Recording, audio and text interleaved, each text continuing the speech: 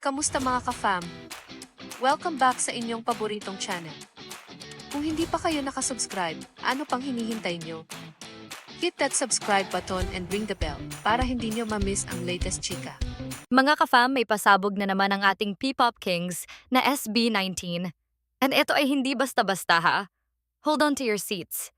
Dahil officially confirmed na, yes, confirmed na confirmed, ang SB19 ay magpe-perform sa isa sa pinakamalalaking music festival sa buong mundo, ang legendary na Lollapalooza 2026. At alam nyo ba kung bakit sobrang big deal nito? Dahil sila ang kauna-unahang Filipino group na aakyat sa Lollapalooza stage.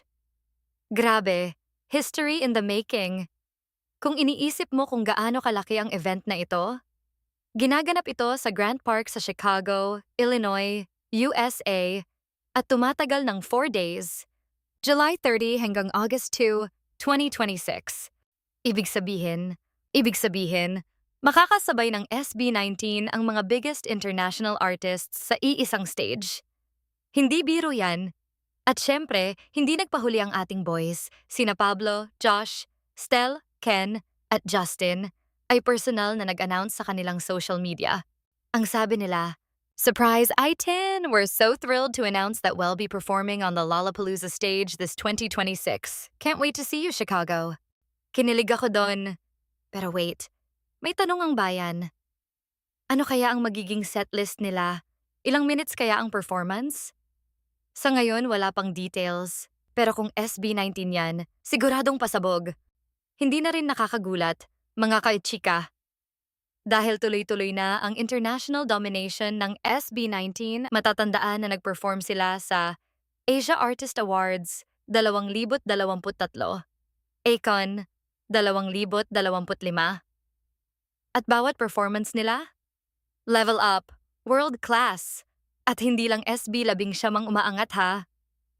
Dahil ang P-pop ay tuluyan ng kinikilala sa global stage. Halimbawa na lang ang girl group na BINI, na nakatakdang mag-perform sa Coachella Music and Arts Festival ngayong April. Hello? Coachella plus Lollapalooza? Filipino artists at taking over na talaga.